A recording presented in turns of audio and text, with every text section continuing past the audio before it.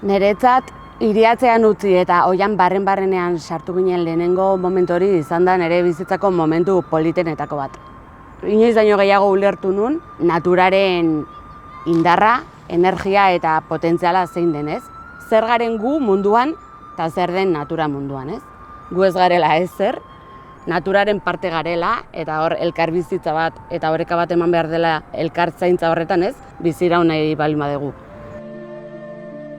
Bidaiaren hasieratik ikusi genuen behin hiriak zean utzita, petroleo kondukto handiak zeudela begi bistan, inungo babesi gabe, eta naturarekin guztiz antagonian, ez? Gurutzatzen zelako oian eta natura birjinena industria gogorrenarekin. Gainera, ingurugiro eragina eta osasunean duen eragin guztia bertako oianeko komunitateengan eragiten du batez ere, ez hori disfrutatuko duten gainerako herrialde eta hirietan, ez?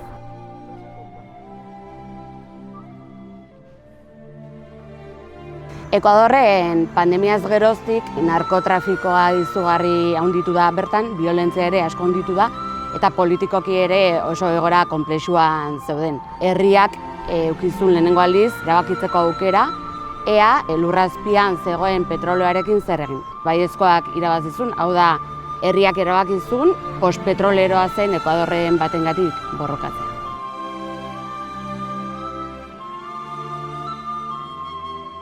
Guareanien Dikaro komunitatea izan zen ezagutu genuen lehenengo komunitatea Ekuadorren.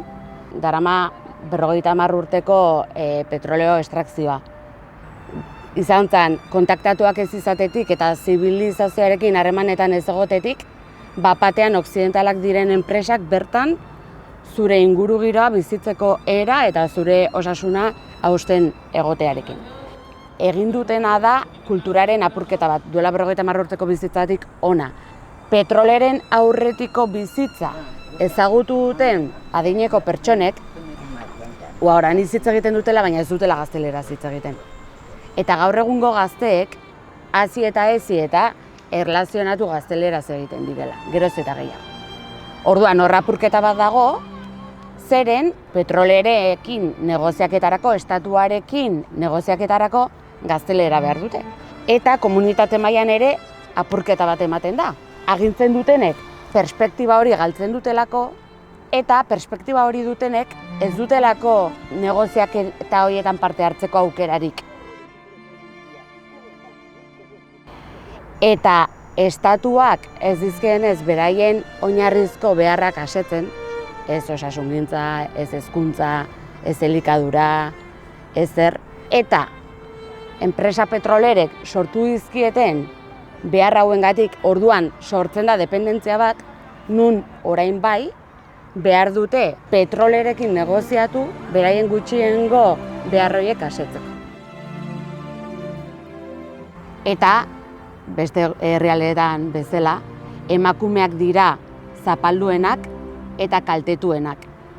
Kalte ordain hauek denek jasaten dituzten arren, emakumeek are gehiago. Han ere, lan produktiboa gizonek egiten dutelako, eta emakumeak dira lan erreproduktiboa egiten dutenak. Orduan, beraiek dira, emakumeak dira, kontaktu handiena dutenak. Osasunean bereziki emakumei eragiten die.